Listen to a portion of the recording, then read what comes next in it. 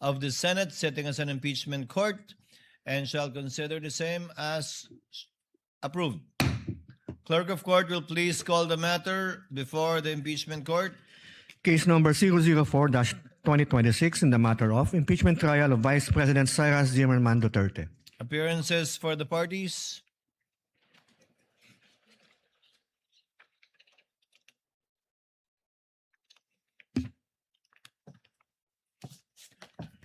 Good afternoon, Your Honors. Same appearance for the prosecution. We are ready, Your Honor. Appearances for the respondent. Good afternoon, Your Honors. I'm Michael Poa. Same appearances for the defense and for the respondent accused, Your Honor. Before recognizing the counsel for the prosecution for their 15 minutes for their presentation and oral argument in relation to their motions for the issuance of subpoena for banks, AMLC, and the BIR, Chair would like to recognize Senator Judge Alan Cayetano for his manifestation earlier. Alan?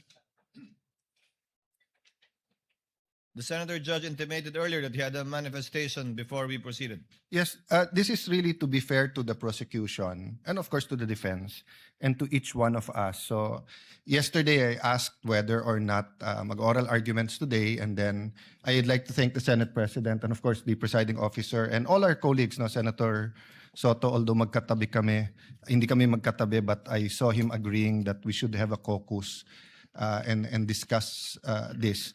Hinimay ko lang very preliminarily, ha. If we're going to look at issues, for example, relevancy lang, you have about the banks, you have AMLA, AMLC, you have BIR. Then for each one of them, so for example, for the banks and AMLC, you have peso accounts and dollar accounts. Then for each one of them, you have the accounts of Vice President Sara, but also of the spouse, and then possibly of the companies, same sa BIR. So, although I do believe that we have exclusive jurisdiction, sometimes the Supreme Court have defined certain parameters that we either have crossed or not.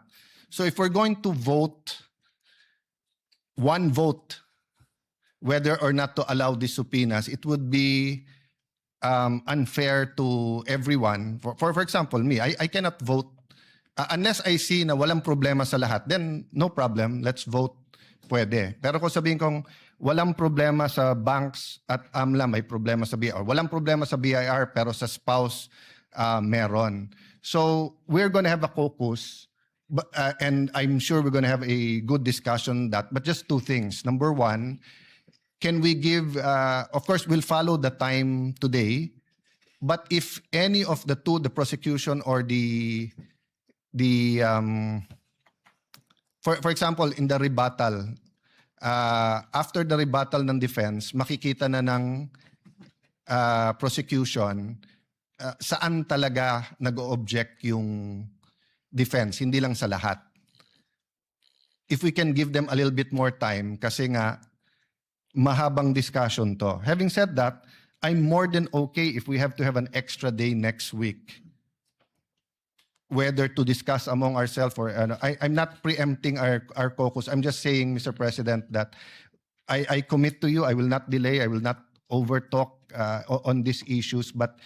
And I don't think controversial each and every one of this yung request for subpoena dito, but there may be one or two, and I don't think it would be good for us to lump it in one issue if there are different legal issues. The law, there are similarities in the law, but there's a different law governing AMLA, there's a different law for the bank secrecy, there's a different law for BIR. So, thank you, Mr. Chair notes the observation of Senator Judge Alan Cayetano. However, subject, of course, to any agreements that will be arrived at in caucus, we are constrained by the motions filed by the parties. There are only two pending motions that this court should act upon. Number one, a motion for the issuance of a subpoena with respect to bank and AMLC records on the one hand, and number two, a motion for the issuance of subpoena for BIR records. Understandably, there are sub-issues underneath each, but we cannot put to a vote each and every sub-issue under each motion. So we will most likely, and the chair would suggest, put it to a vote by the motions that have been filed by the parties, whether or not to grant it or to deny the motion filed by the prosecutors rather in this case. Again, subject, of course, any agreements we might arrive at in caucus, Senator Judge Allen, and the chair will submit to that. Now, as earlier agreed in yesterday's proceedings, the prosecution will be given 15 minutes for their chief arguments. Likewise, the respondent will be given 15 minutes.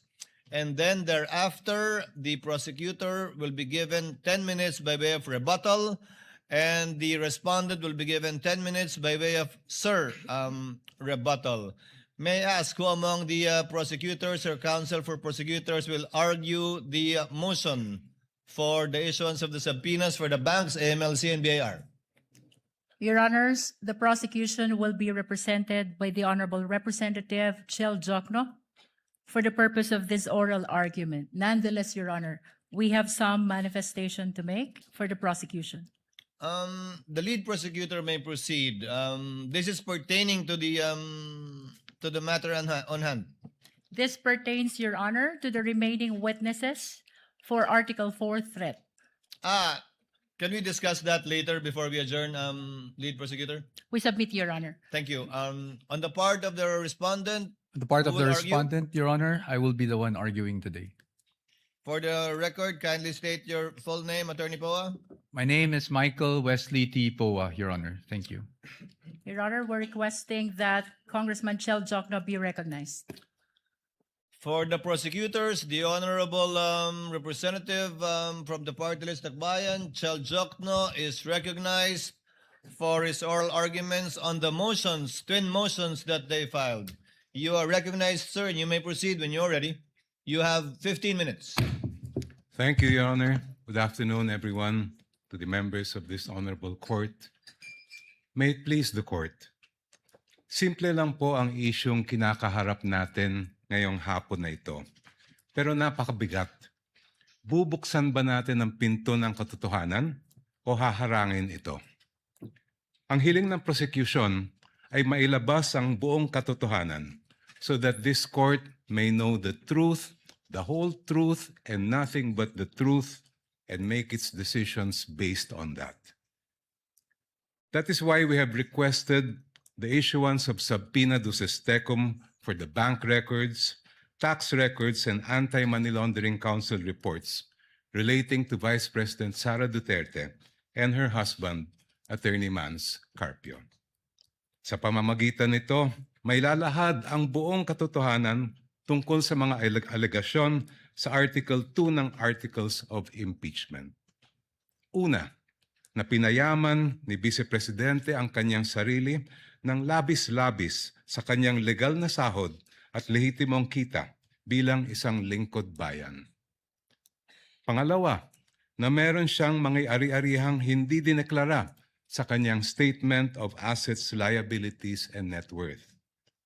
At pangatlo, na habang siya ay nanunungkulan bilang Vice Presidente, nakibahagi siya sa negosyo, directly or indirectly, kahit ipinagbabawal ito ng ating konstitusyon.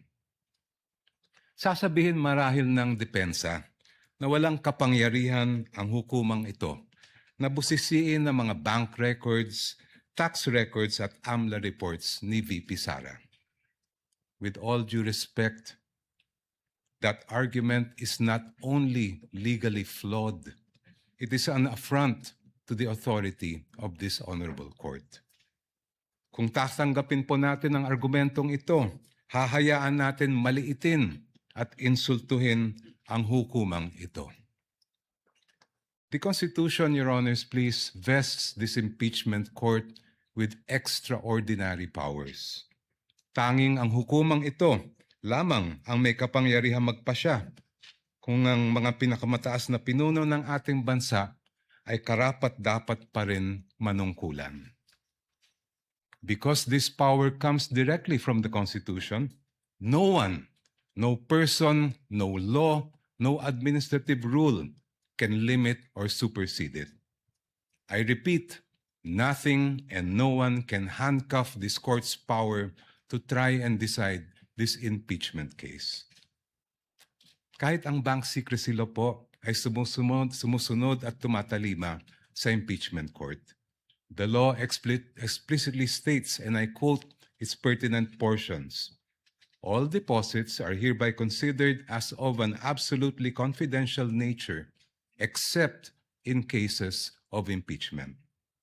Walang kaduda-duda, may karapatan at kapangyarihan ng impeachment court na busisiin ang mga bank records ni VP Sara.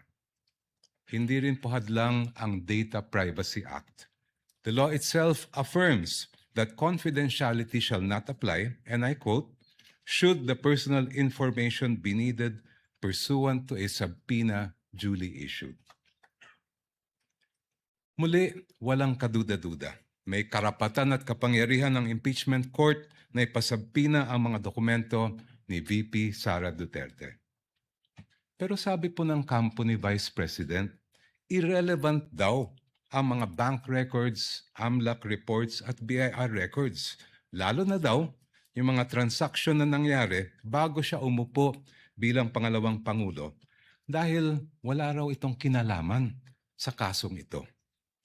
The prosecution respectfully but vehemently disagrees. Ayon sa report ng Anti-Money Laundering Council na isinumite sa Committee on Justice ng House of Representatives, the financial activity of Vice President Sara C. Duterte increased significantly starting 2007 when transaction values surged to 208.15 million pesos.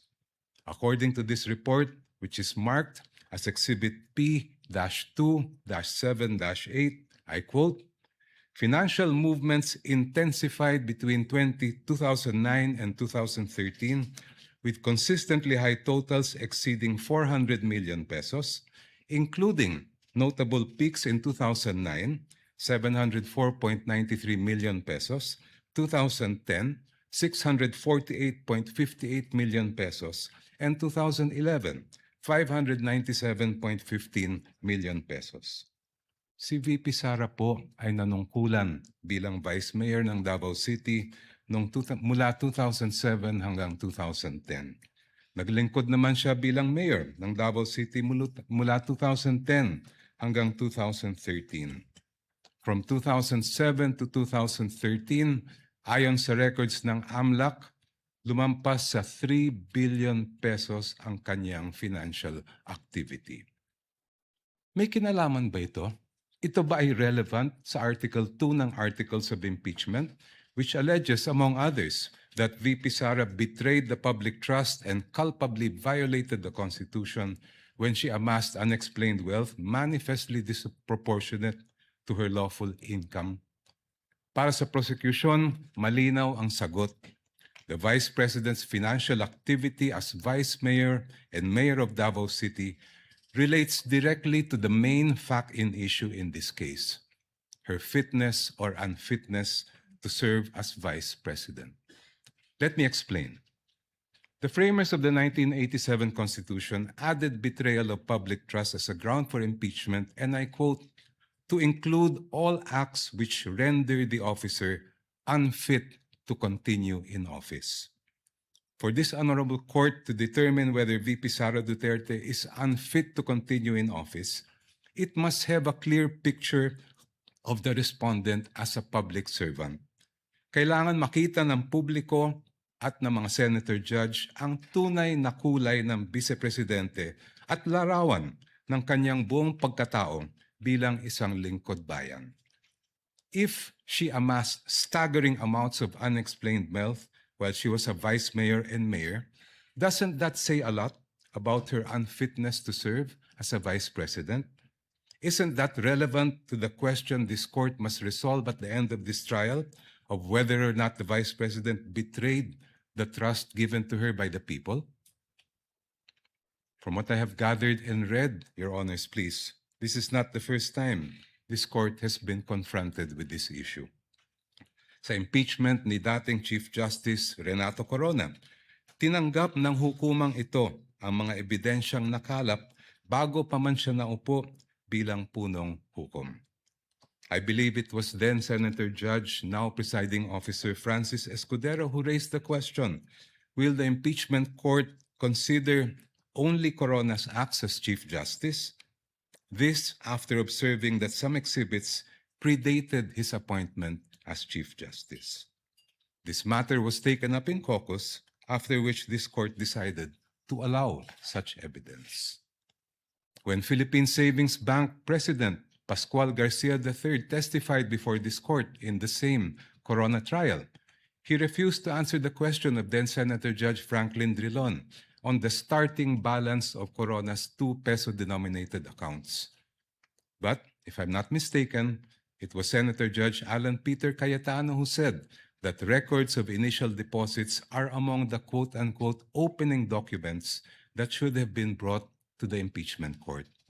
After reading the subpoena, presiding officer Senator Juan Ponce Enrile held that Senator Judge Cayetano's observation was correct. During the same hearing, the presiding officer ordered the issuance of subpoena to PS Bank Katipunan branch manager Annabel Tiongson to bring all the bank records of the Chief Justice. A few days later, the impeachment court denied the defense's motion to quash the subpoena for the peso bank accounts of CJ Corona. The presiding officer explained that the purpose of the subpoena is to find out if Corona has not included the deposits in his salin. This court also denied the defense's motion to suppress evidence on Corona's bank accounts. Sa huli, binusisi ng hukumang ito ang bank records ni Chief Justice Corona mula sa kanyang unang balanse bago pa man siya naging punong mahistrado. The panel of prosecutors respectfully submits that the subpoenas for the production of the bank records, AMLA documents, and BIR documents of the Vice President and her husband are proper and should be issued by this honorable court. Now allow me, Your Honors, to return to my first point. There is a deeper reason why this court must resist the attempts of the respondent to exclude evidence that is obviously relevant. It has to do with curtailing the power of this court. The Constitution gives this honorable court, and I quote, the sole power to try and decide impeachment cases. Kayo lang po, Your Honors, ang may kapangyarihang magpasya kung ano ang impeachable offense at kung anong ebidensya ang maaaring tanggapin para patunayan ito. Kinilala ito mismo ng Korte Suprema. In the case of Francisco versus House of Representatives, the Supreme Court declared, and I quote, a determination of what constitutes an impeachable offense is a purely political question which the Constitution has left to the sound discretion of the legislature. Such an intent is clear from the deliberations of the Constitutional Commission. Inulit po ito ng Supreme Court sa kasong Gutierrez versus House of Representatives, where the Supreme Court declared, and I quote, Francisco instructs that this issue would require the court to make a determination of what constitutes an impeachable offense. Such a determination is purely a political question which this Constitution has left to the sound discretion of the legislature. Clearly, the issue calls upon this court to decide a non-justiciable political question which is beyond the scope of its judicial power. Since this impeachment court has the sole power to determine what constitutes an impeachable offense, no one, not the Supreme Court, much less the defense, can impose limitations on that power. No one can dictate to this court how to exercise the exclusive power to decide what constitutes an impeachable offense. In closing, Your Honors, I go back to the most fundamental provision in our Constitution on the accountability of public officers, Article 11, Section 1, which provides, and I quote, public office is a public trust. Public officers and employees must at all times be accountable to the people. Ibig sabihin po, sa proseso ng impeachment, ang pananagutan sa taong bayan ang pinakamahalaga sa lahat. Kaya naman po, ang hiling namin sa Korte, gamitin ang inyong natatanging kapangyarihan at karapatan na busisiin ang bank records, tax records at AMLA reports kaugnay ni VP Sara at ng kanyang asawa. Sa ganitong paraan, Your Honors, madedesisyonan ninyo ang kaso base sa buong katotohanan.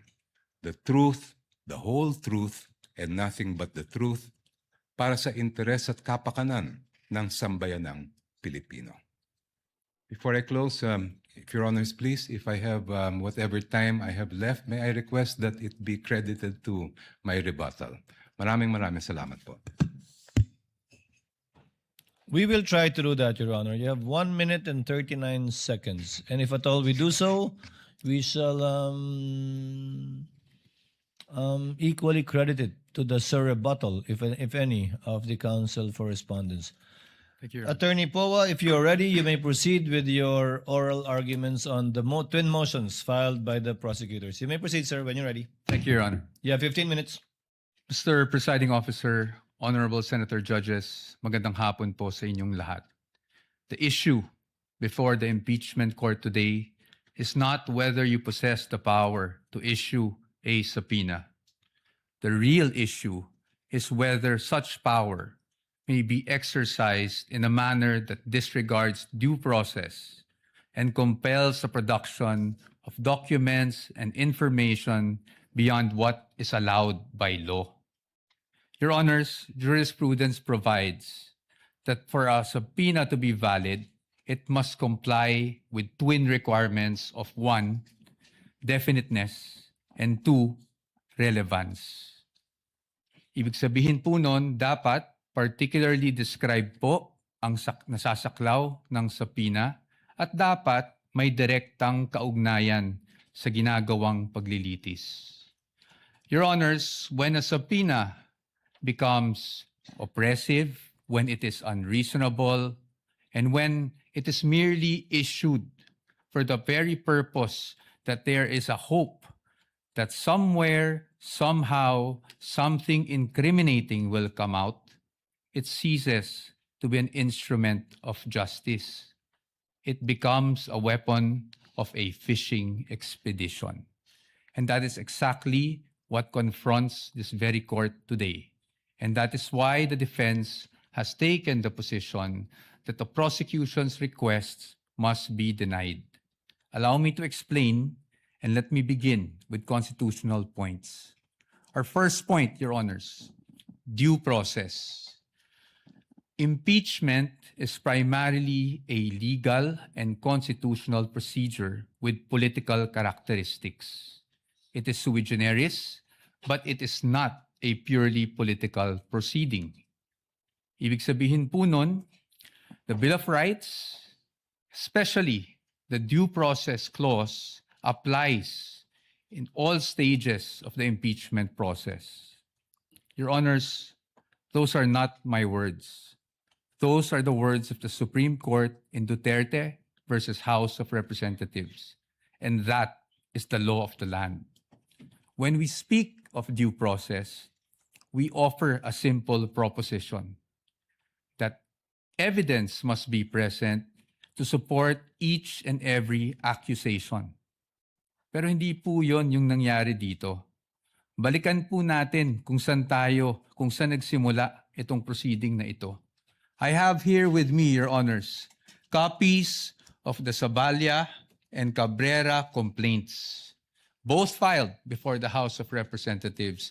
Both accused the Vice President of allegedly amassing unexplained wealth, both with voluminous attachments, yet not one attached a document to support that accusation.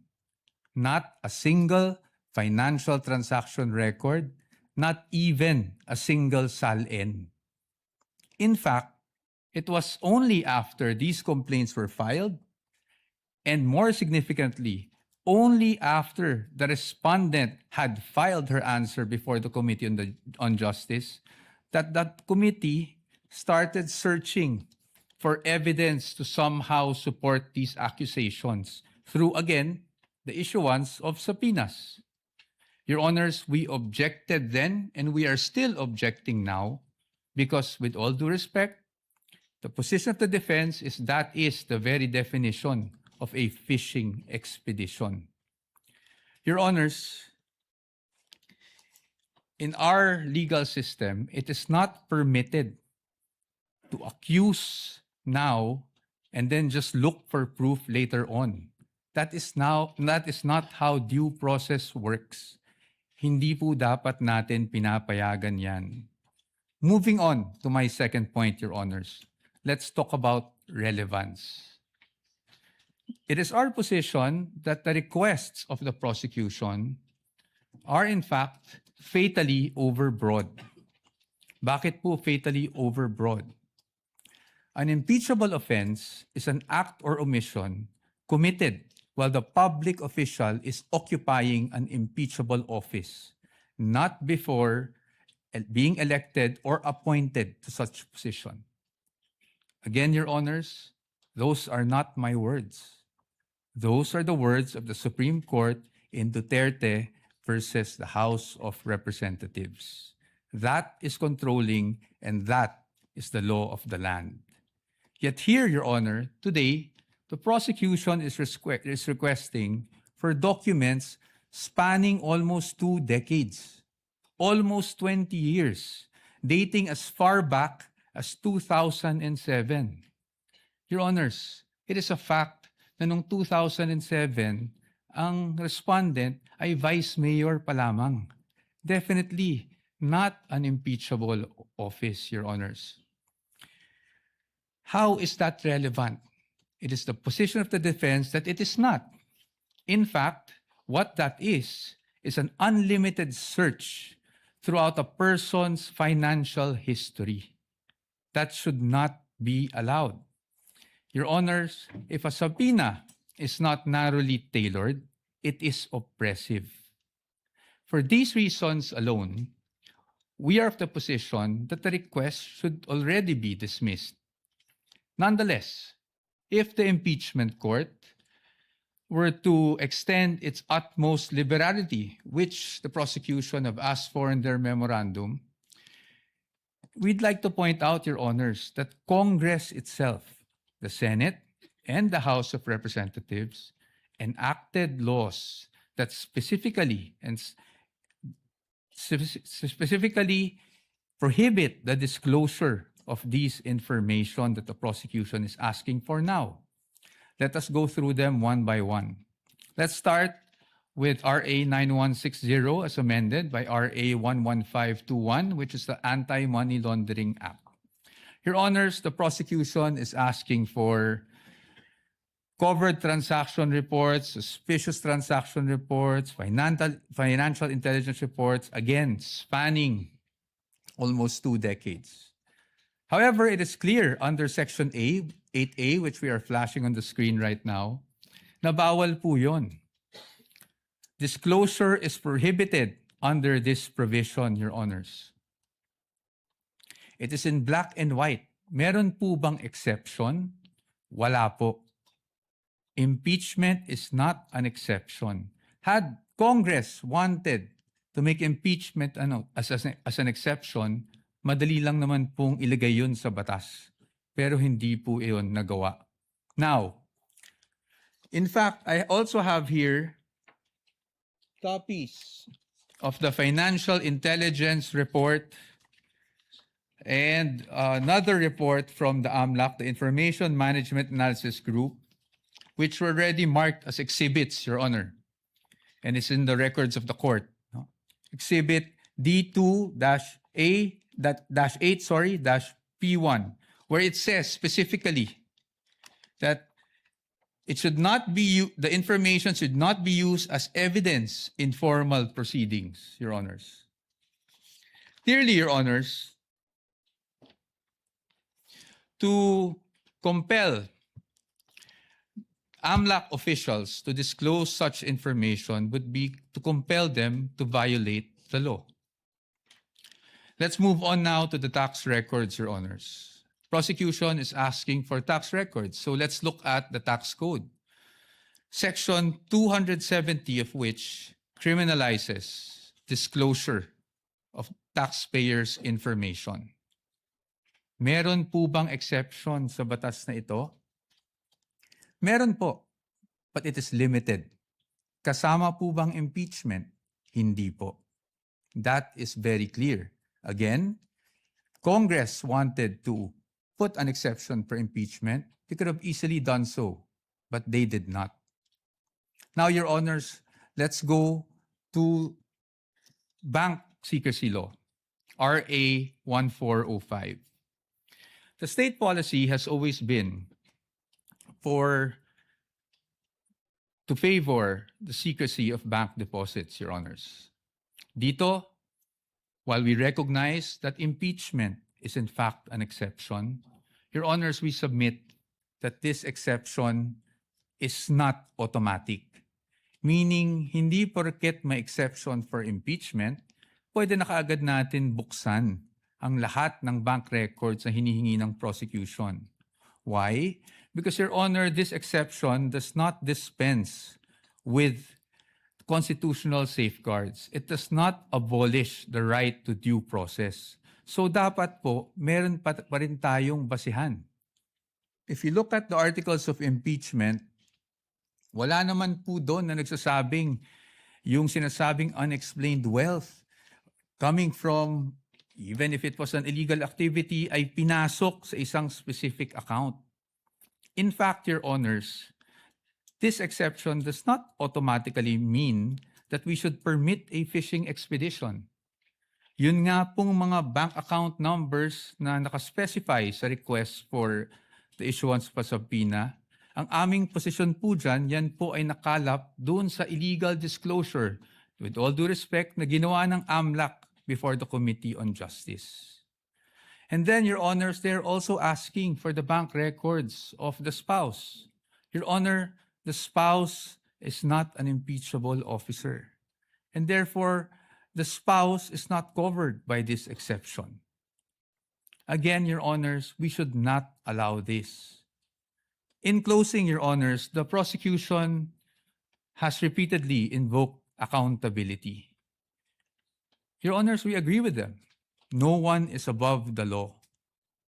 But in the same manner, no one must fall below or be outside the protection of the law.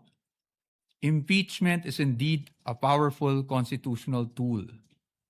But Your Honors, impeachment is not a magic word or a magic wand that one can just wave to transform an illegal act into a legal act, to transform unlawful access to lawful access. That is not what the Constitution contemplates. That is not what the laws enacted by Congress contemplate. And that is not something that the Honorable Impeachment Court should allow. We submit, Your Honors. Thank you very much.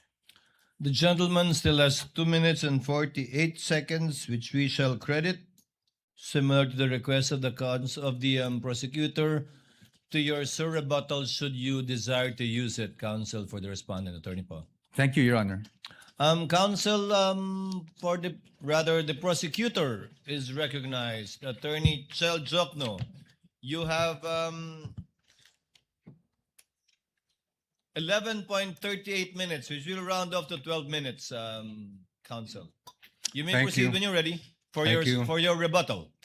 Maraming salamat po, Mr. Presiding Officer, at magandang hapon po ulit sa ating lahat. Let me address each of the points that the defense has raised in their oral argument. Sabi po nila una ay due process daw ang isang paulit-ulit na dinidiin ng defense. But there's no debate that due process applies in this proceeding, just like in any other proceeding. The real issue before this honorable court is, will the subpoenas that we are asking be issued by this court actually deprive the respondent of any form of due process? Ang aming paniwala po ay hindi. And allow me to explain why. First of all, we are not yet at the stage where any evidence is being put in the trial or offered to the honorable court. Nandito pa lang po tayo sa punto na kung maari bang ipaproduce natin itong mga dokumentong ito. The defense will have every opportunity to make objections if and when particular exhibits or documents are identified by a witness and offered in evidence. Therefore, wala pong due process violation ang pag-issue ng subpoena. Second, the defense repeatedly cites the case of Duterte versus House of Representatives as, I quote, the law of the land, as I quote, controlling daw yung decision na yan. But I must remind the defense of that particular case and why the pronouncements quoted are mere obiter dicta o kung sa simpleng salita po ay side comment lang. The entire Duterte versus House of Representatives case revolved around a different mode of impeachment. Kung maalala po natin, yan yung at least one-third na members of the House ang nagsampa ng kaso. And the entire decision discussed how due process should apply to that mode of impeachment. Totoo, may sinabi ang Supreme Court tungkol sa mode na ginamit po ng Saballa and the Cabrera complaints. Pero hindi po yun ang issue sa kaso ni Duterte. That issue is just a side bypass or incidental declarations of the court that are not controlling and are not the law of the land. And if you look mismo at the decision of the court, they expressly said, we are speaking of due process in relation to how these proceedings reached the Senate as an impeachment court, not this kind of procedure. Second, paulit-ulit din po nilang sinasabi na ang ginagawa po ng prosecution ay fishing expedition. Actually po, meron ng desisyon ang Supreme Court that addresses squarely this point. This case involved a case of unexplained wealth, the case of Republic versus Rabusa, GR 208183, decided August 31, 2022. Just like here, the prosecution in that case requested subpoenas for the production of bank records. Just like here, the argument was raised that this is a mere fishing expedition. In fact, hanggang sa Court of Appeals, ang sabi po ng Court of Appeals ay fishing expedition lang po yan. But please allow me to read just a portion of what the Supreme Court held here. I quote, "The Court of Appeals resolved that the bank accounts of Rabusa et al. Were protected under Republic Act 1405, that is the Bank Secrecy Law. Given the arbitrary demand to disclose the contents thereof, the Court of Appeals considered the inquiry as a fishing expedition to utilize evidence against Rabusa et al. In the instant case, given that the court orders in the form of various subpoena duces tecum and ad testificandum all involved the forfeiture of unexplained wealth, the RTC was in error for not allowing petitioner to examine, inquire, and look into the subject accounts." I continue. "As the present proceedings on unexplained wealth are now encompassed within the exceptions of Republic Act 1405, the court orders subject of this case clearly fall within the orders that would enable the examination of the respondent's bank accounts as contemplated in the first exception. Thus, it comes clear that this court cannot sustain the RTC's and Court of Appeals theory that there was no court order authorizing the examination of the bank accounts. On the contrary, records prove that the RTC issued several subpoena duces tecum and ad testificandum, which required certain persons to testify in open court and present documents which pertain to the existence and identity of the subject accounts and also to the accounts, the contents found therein. I just move forward. Given the existence and propriety of the subpoenas, the evidence procured through the same should have been duly considered by the lower courts. This court cannot agree with the Court of Appeals' supposition that the examination of the respondents' bank accounts was but a mere fishing expedition to pin liability on them. Next, the defense repeatedly cites a number of laws to claim that the requested information and documents that we are asking from this court for the issuance of subpoena are confidential. Sabi po nila, confidential daw ito sa ilalim ng Republic Act 1405. Sabi po nila, confidential daw ito sa ilalim ng Anti-Money Laundering Act, pati ang National Internal Revenue Code, pati ang Data Privacy Act ay confidential din. Pero kung titingnan po natin, klaro po at malinaw po sa amin ang batas at ang utos ng saligang batas sa impeachment court na ito. You have the sole exclusive power to determine an impeachable offense, and that includes the power to find out, ferret the entire truth, and make your decision on that basis. I will not dwell on the exception to Republic Act 1405. That's very clear. There's an exception for impeachment. Pero paano naman po yung sinasabi nilang Section 8A ng Anti-Money Laundering Law? If you read that law, particularly that provision, it clearly refers to prohibiting leaks by members of the Anti-Money Laundering Council. It never was intended to short-circuit the impeachment process or limit the powers of this honorable court to find out the truth. Ganon din po ang nakalagay sa ating National Internal Revenue Code. Sabi po ng defense, there's nothing that allows these documents to be made public. I cite Section 71, NIRC.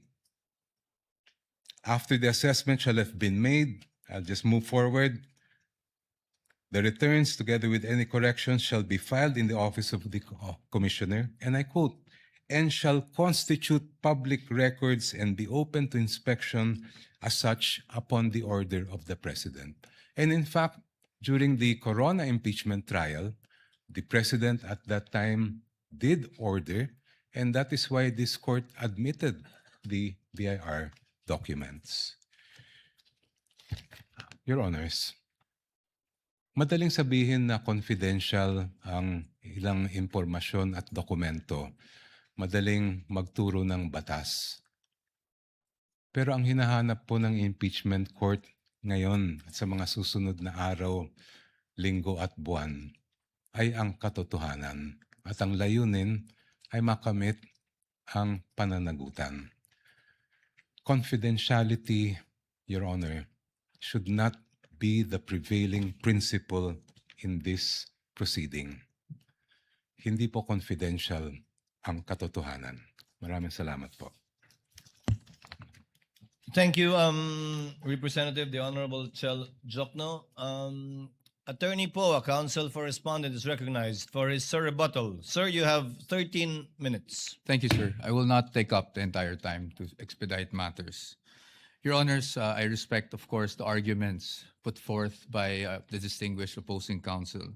But when it comes to due process, Your Honors, I think it's beyond debate, no, that due process must be observed in every stage of the proceedings. And aside from that, due process requires, Your Honor, that we also respect the protections afforded by law on the respondent.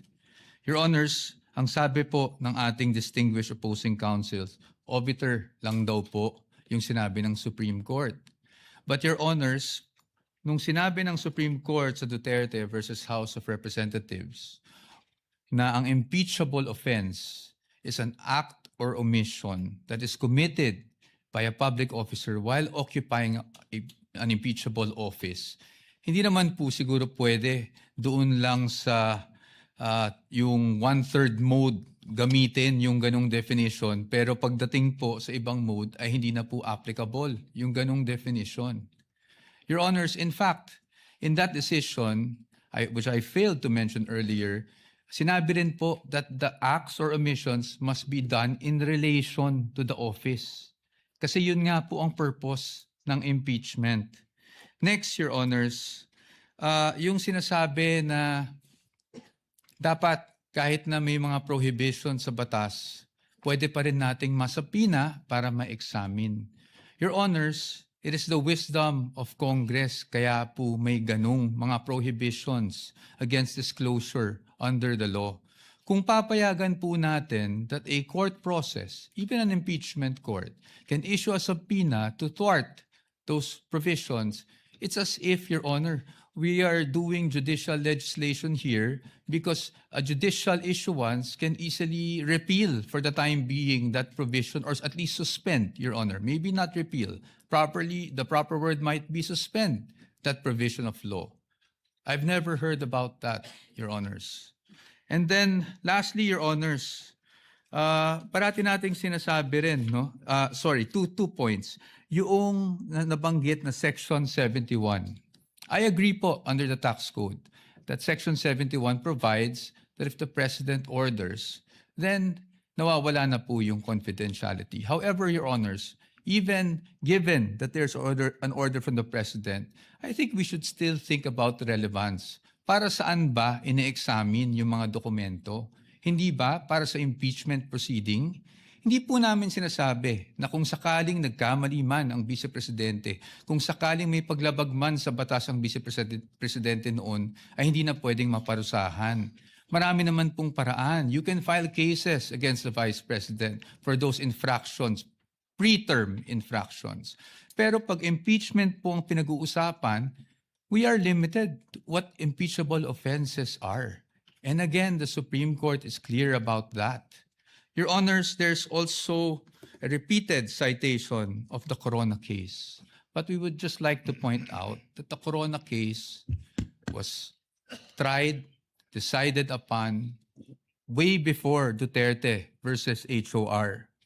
And Your Honors, since it was decided before Duterte versus HOR, the Supreme Court was fully cognizant of what happened in the Corona trial. And yet, Your Honors, they imposed these guidelines. In fact, the line itself in the Duterte versus HOR is we clarify, I quote, we clarify the constitutional requirements of impeachment. At kasama doon yung nabanggit namin kanina on what constitutes an impeachable offense. And that is very clear. Marahil, sinasabi natin na yon ay isang obiter, pero Your Honors, paano po magiging obiter yon? Kung yun mismo ang itinakbo ng desisyon. The fact that the one-year bar was triggered was only the effect of not abiding by the due process clause of the Constitution. And lastly, again, Your Honors, we do not disagree with the prosecution in terms of accountability. Again, no one is above the law, but no one should also be deprived of the protection given by law, Your Honors. Thank you. Bago mag-recess ang mga senator judges para mag-usap sa caucus, nais kong sambitin sa record na binabati ko ang magkabilang panig, partikular si Congressman the Honorable Chel Jokno, gayon din si Attorney Poa, sa isang mahinahon, malumanay, maginoo at magalang na diskurso at debate kaugnay sa may tuturing nating kontrobersyal na isyong ito.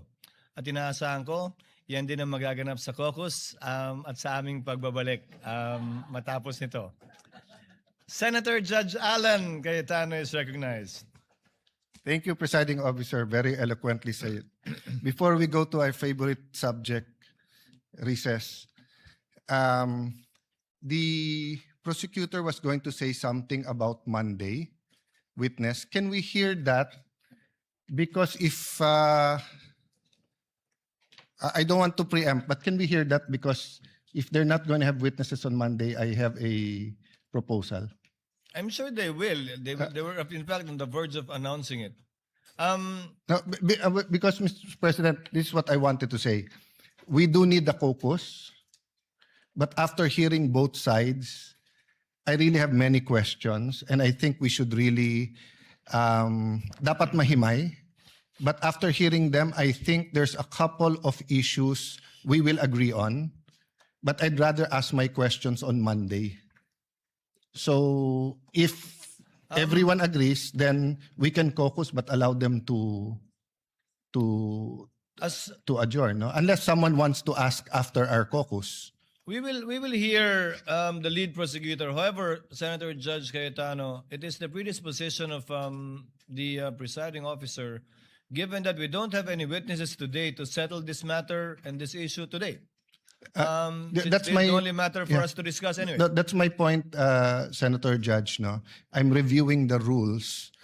Hindi naman tayo tatagal pag per legal issue kasi nakalagay naman not more than 2 minutes eh.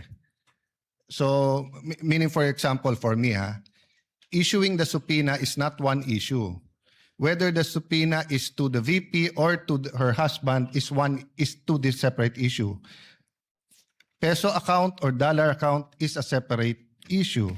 Whether or not the company's accounts, etc., should be subpoena is a different issue. But for me to decide, I want to ask the prosecution and the defense about that. So medyo mahaba-haba talaga. To answer the Senator Judge, we have a precedent, and I think if I remember correctly, it involves the good gentleman himself. When then Senate President Enrile made a ruling with respect to the request for the issuance of a subpoena against the former Chief Justice Corona and his family, the gentleman agreed with respect to not issuing the subpoena against the Chief Justice, but disagreed with respect to not issuing with the family. No, And I the was ruling of the I was chair- correct there. That was the first. The rules of court says pwede pagka son-in-law, but I was overruled by Senator Exactly. Enrile. I appealed. The body agreed with him. So even if I was correct, I was overruled. But my point is, Mr. Presiding Officer, that was one simple issue. That's why I didn't argue. I'm saying this seems to be like 2 subpoenas. But there are several subject matters, AMLA, etc. And remember, this is Article 2. What's our assumption? August or September pa to iti-take up eh. So I'm just saying, so for example, no, we all agree on the ruling. It benefits one side. We should tell them why we ruled that way so that if they file a motion for reconsideration or they go to the Supreme Court, malinaw din yung ruling natin doon. There are substantive issues here. There are some issues as eloquently said by Congressman Shel Jokno. Alangan namang bago ako ng stand kung pare-pareho yung issue about let's say bank account. So you know my vote on that, di ba? But my vote on Chief Justice Corona doesn't mean it's the same vote if it was on his spouse and the companies that are under his name. I can tell you honestly right now, I don't know what to vote for, what my vote will be. But I do know that these are 2 important issues. Even the definition of definiteness and the definition of fishing expedition, I want to pursue that with them. With the permission Your of Honor, Senator sir. Judge Allen, can we discuss that in caucus? Yes, instead yes. of- So I'm just saying, if we're going to discuss it and maraming magtatanong, do you want them to go home and we can extend till Thursday next week or whatever? No, not at this time. Okay. We Okay. can advise Yeah, I them submit to properly the presiding at the officer. appropriate time. Senator Judge Pangilinan. Now, just to reiterate the earlier manifestation of the presiding officer, we agreed to go on caucus after the presentation Yes. after the oral argument. So let us stick to the agreement, Mr. President, Mr. Presiding Officer. Thank you. Umaasa pa rin ako na magiging mahinahon yung caucus. So we move to Chair declares a recess. We will advise the parties as to what time we will most likely finish once we know that we are in the process of winding up. In the meantime, kindly relax and